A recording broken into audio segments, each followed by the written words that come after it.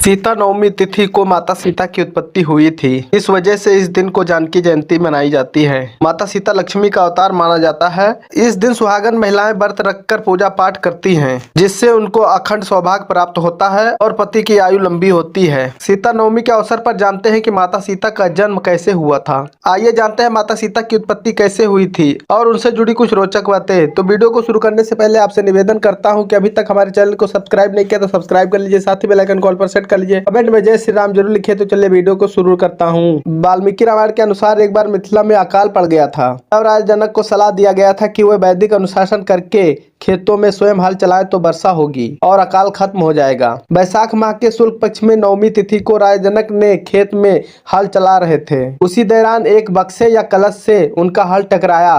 उन्होंने उसे धरती से निकाला और खोला। उसमें एक सुंदर कन्या शिशु थी, जिसका नाम सीता रखा गया। इस तरह माता सीता की उत्पत्ति हुई। सीता का जन्म माता के गर्भ से नहीं हुआ था, वे धरती से प्राप्त हुई थी, इसीलिए उनको धरती पुत्र भी कहते हैं। सीता जन्म की दूसरी कथा ब्रह्मवैवर्त पुराण के अनुसार सीता जी रावण और मंदोदरी की पुत्री थी, जिससे रावण ने जन्म के बाद समुद्र में फेंक दिया था। वो वहीं से समुद्र की देवी वरुणी ने उस पुत्री को धरती माँ को सौंप दिया था। धरती माता ने उस कन्या को राजा जनक को दे दिया था। वही कन्या जनक नंदिनी सीता के नाम से लोकप्रिय हुई थी। उनका विवाह भगवान राम से हुआ था। सीता ही रावण की मृत्यु का कारण बनी। एक कथा के अनुसार वेदवंती नामक स्त्री का माता सीता के रूप में पुनर्जन्म हुआ था। वेदवंती भगवान विष्णु की भक्त थी और वह श्री हरि भगवान विष्णु को पति रूप में पाना चाहती थी। इसके लिए कठोर तप किया। उसी दौरान रावण वहां से जा रहा था। उसने वेदवंती को देखा और मोहित हो गया। रावण वेदवंती को अपने साथ ले जाना चाहता था, लेकिन वेदवंती ने आत्मदाह कर लिया। उन्होंने रावण को श्राप दे दिया कि वह उनकी पुत्री के रूप में जन्म लेगी और उनके सर्वनाश का कारण होंगी। वहीं माता सीता के जन्म की एक और कथा है। वाल्मीकि रामायण और वैवर्त पुराण में माता सीता के जन्म की कथा अलग अलग है। अद्भुत रामायण में माता सीता के जन्म की कथा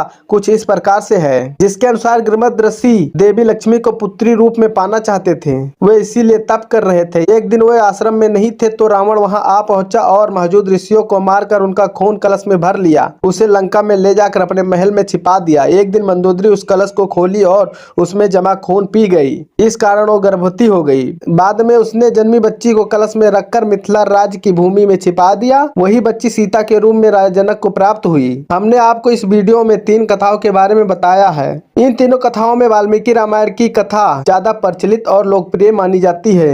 आपको हमारी ये कहानी कैसी लगी हमें कमेंट करके जरूर बताइए। वीडियो देखने के लिए धन्यवाद। ये दी गई जानकारी सामाजिक और धार्मिक आस्थाओं पर आधारित है। हमारा चैनल इसकी पुष्टि नहीं करता है। इसके लिए किसी स्पॉट की सलाह जरूर लें।